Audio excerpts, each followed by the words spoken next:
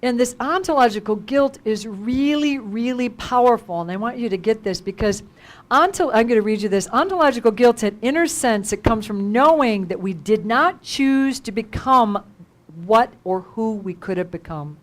That awareness that we know we limited ourselves. We stopped ourselves from growing. We didn't let ourselves take that risk. And it's a denial. We even deny that we have that choice.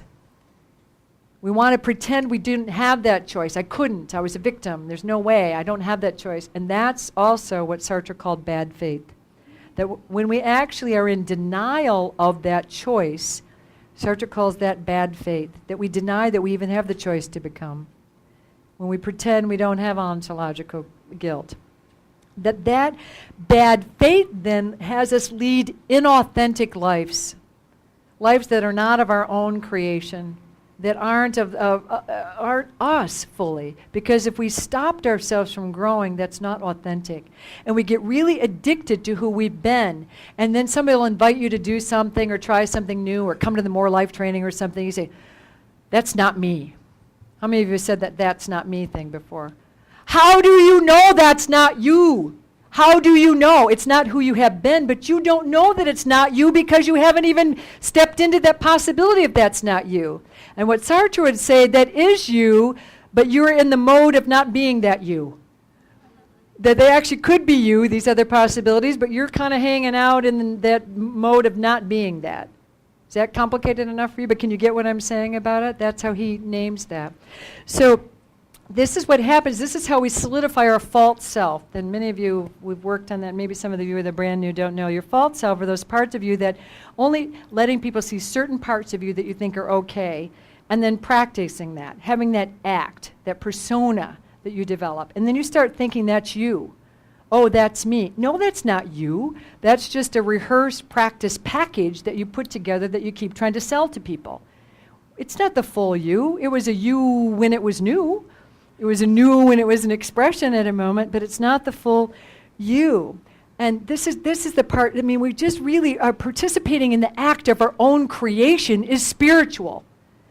If God is a creator, if the universe is a creation, if it's life, then if we are made in that image, then we too are creators. And then that's our possibility of creating ourselves. And to look at this in different perspectives, a possibility of becoming, of fulfilling our nature, of becoming that who we haven't even yet become, and not becoming attached to who we've been and saying, that's me.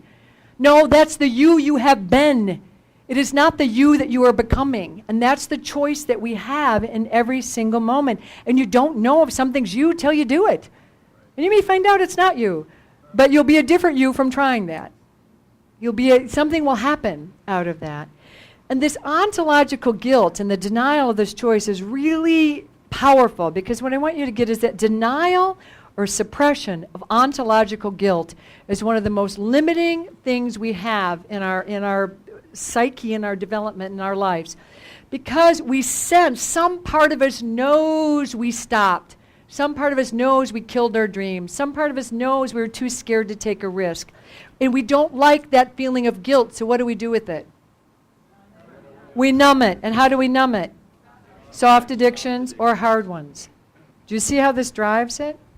Oh, now stay with me on this. Can you stay with me with this? Are you big enough to be able to handle this thing? So are you willing to, because right now, even in this conversation, we have to be willing to touch our existential anxiety. How many of you are numbing and shutting down right now to deny this choice? How many of you can't even raise your hands? You should see some of your faces. It's like, just raise your hands. Just try it, because that'll get you awake again. That's good. This is right on. So this ontological guilt, it just manifests itself in a lot of forms. Every time we numb ourselves out, limit ourselves, make up crap, rationalize, say those true but useless pieces of information, get caught in the drama triangle. These aren't sins, but they're just ways we're coping, trying to cope with ontological guilt rather than facing it directly and giving ourselves the opening to choose again. We are limiting our potential, and therefore we are limiting our spiritual development.